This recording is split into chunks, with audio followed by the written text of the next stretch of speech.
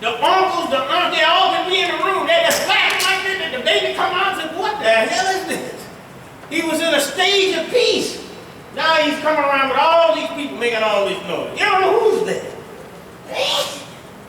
When you go to Arafat, it's the same thing. Arafat is the 9th day.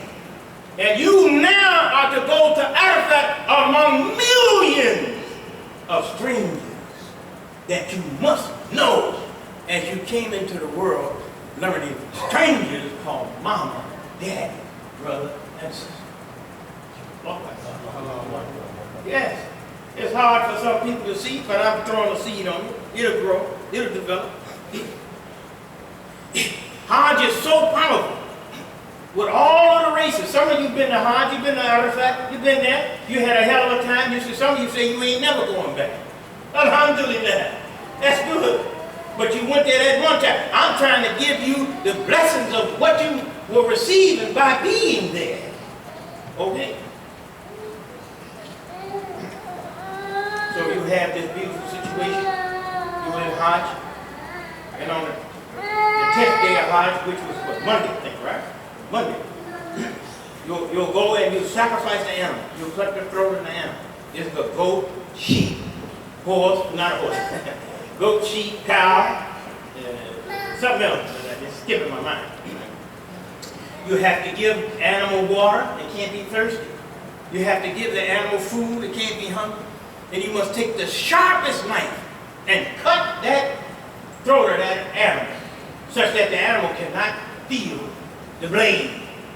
Then what you are required to do with your wonderful self, you are required to give the food to the poor, number one, to your closest friends, number two, and then your family members.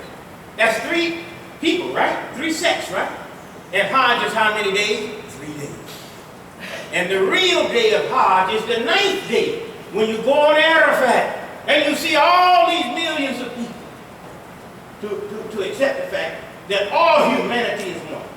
And your religion is so powerful, and you are witnesses if you made Hajj. And your demonstration of Hajj is what brought about the United Nations in the world. Did you hear what I said to you? The United Nations is copying the Hajj established by Muhammad the Prophet. Sallallahu alaihi wasallam. When you go to Hajj, everybody's equal. Nobody can rule somebody else. Am I right or wrong? I know I'm right. The United Nations does the same thing. You're not supposed to have one nation oppressing another nation. Each nation is supposed to have its national autonomy. Where did they get that from? 1,400 years ago. That's where they got it from. So you who made Hajj, you are a witness. You might have said, I was uncomfortable, I was hurting, but you were a witness to maintain the purity of Muhammad's Sunnah so that the world will be inspired. With yourself, you were different from all those other millions of people. With yourself, that was hurt, that was being kicked, that was being cursed at Hajj. But you made it. And it helped the world to see that they have to establish freedom, justice, and equality for every citizen on earth, because you proved it when you made Hajj. Takbir. Allahu Akbar. So you think that's a small thing that you did? You think that pain and all that other stuff had no bearing? Listen to me. That pain you went through with Hajj is a reminder of the pain you went through to be born in this world. Every baby comes to this world through pain. Every mother delivers a baby in pain. Why? Because Allah wants you to be tied to your child. I'm talking to the women now. And when you make Hajj and you're going through all that pain, Allah wants that pain to be ingrained in you so that you will always be tied to justice, freedom, and equality established in the whole world. Do you realize what you did? No. Alhamdulillah. So that's no small matter, is it? That's a big thing. Alhamdulillah, Rabbil Alameen. So let me hurry up and read this. هو الذي خلقكم من طين ثم قضى أجلا وَأَجْلٌ مَسْرُورٌ says, هُوَ الَّذِي خَلَقَكُمْ, He it is who created all of you. Min teen, from clay. ثُمَّ أَجْلٌ. Then he stated a term that you are supposed to be living in this world. You had a term in mama's womb, 9 months, and you got a term in this world. You're not going to be here forever. You're going to pass away along with me. But now, what does Allah tell us?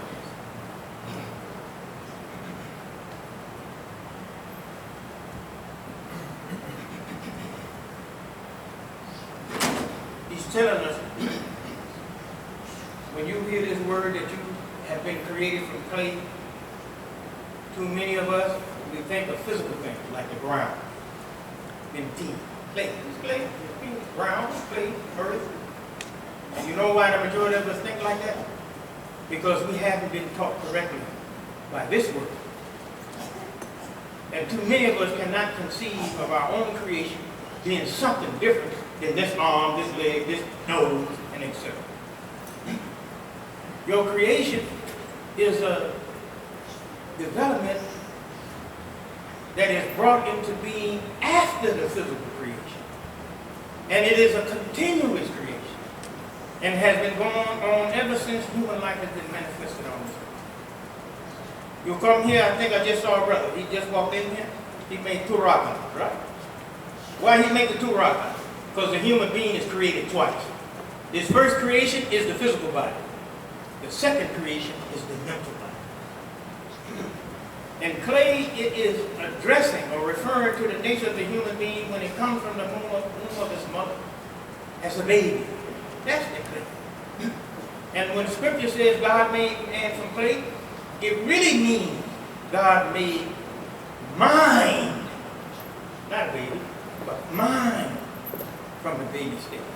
He, Allah, believe it or not, develops it, trains it from clay, meaning something that has no control over itself, because clay can be picked up, shaped, and formed by anybody. So Allah is telling us, this is the Quran I'm giving you, with explanation, that Allah lifted the human mind from a helpless nature and existence to a level where it would not be pliable or manageable in hands foreign to the hands of Almighty Allah. And this world takes our clay and it plays with it. And like a rock that falls on clay, it leaves its indentation in it, especially if that clay is wet. Trash can blow and stick to the clay. And that's what the problem is with too many of us in this world. Reefer stick to us. Heroin stick to us. Pornography sticks to us. I don't care who of you don't like what I'm saying. You need what I'm saying. This is medicine. Okay? Clay has no power of its own. It is subject to anything that's happening outside. But you, mostly you who are in Al-Ansar, if Allah did not make your mind to feed on His divine knowledge in your flesh body, then your mind would be like everybody else, turned on to feed whatever is in the environment. 16-year-old, 14-year-old kids cussing every other word. They don't see nothing wrong with it. Their clay has been placed in terrible hands. I'm going to say this to Shalom, sit down. You know, you have a clay called teen in your Quran. And in the Quran, you know, don't worry about it, baby. They're going to talk. If they talk, they don't bother me. You know, maybe I'm talking too long. Maybe that's a lot of hints to me. Maybe sure. I don't see negative, especially with youngsters. One clay is called teen. The other clay in the Quran is called Salat. Salat. I may be saying it wrong. You correct me later, and I come back next Juma'ah and correct it. The regular clay is clay that's got water in it. You know, like Play-Doh, you know how you have Play-Doh? And it's got water, and you can take it, you can shape it, put your thumb in it. That's the first clay. It's got too much water in it. It's too emotional. When you take clay and you put it in the form that you want to put it in, you know, like a drinking cup, You know how you have in a flower vase, and you want this stuff to hold that form, you got to put that in fire. Am I right or wrong? You put it in fire, and the shape that you put it in fire, it dries out the water that would make it change the shape that you want it to hold. Lord. That fire is the rational knowledge of your Islam. The rational fires of the Quran is the fires of conviction that drives out foolishness and emotionality from you. And if you have the regular clay that's not put in fire, if you take your thumb and hit it, it doesn't make a sound. It does hump, hump, hump. But if you take clay like you have been under the fire of Islam, and you take that clay and you hit it with your finger or hit it with a pin, it rings. They go ding, ding. You hit it, it goes ding, ding. What is that? It means you have become the people influenced so much by the Quran and the Sunnah of Muhammad. If somebody suggests to you drugs, if somebody suggests to you homosexuality, if somebody suggests to you alcohol, you're going to start sounding off. No! La ilaha illallah. That's the thing. That's the salad that you are, that you will speak out against anything that works against humanity's evolution. Takbir. That's your Quran talking about your identity, who you are. You are much more dignified than this world can ever say. It cannot match in the explanation and meaning that the Quran and the Sunnah of Muhammad has given to you about your identity. Allah. So we're dealing with the hikmah of the Quran, the logic of the Quran. Alhamdulillah.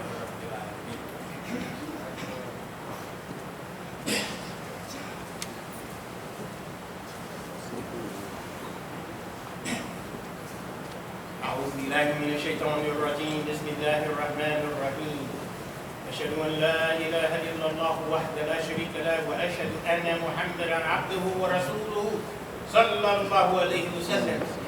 There's a hadith of Muhammad the Prophet. For the sake of time, I'm trying to get you out of here early. The messenger of Allah, the truth and the truly inspired, he says, regarding your creation, the creation of all of us, he says, every one of you is collected in the womb of his mother for the first 40 days. Now here's a man who they say he couldn't read or write. He didn't go to college. Where he get this insight from? And you can't challenge it in medical embryology. Can't challenge it. And then he becomes a clock for another 40 days. This is Allah's messenger telling you your creation. Just be patient with me. You'll see where I'm going with this. And then a piece of flesh for another 40 days. Then Allah subhanahu wa ta'ala sends an angel to write 4 words or 4 conditions. 1, he writes his deeds. 2, he writes his time of death. 3, he writes the means of his livelihood.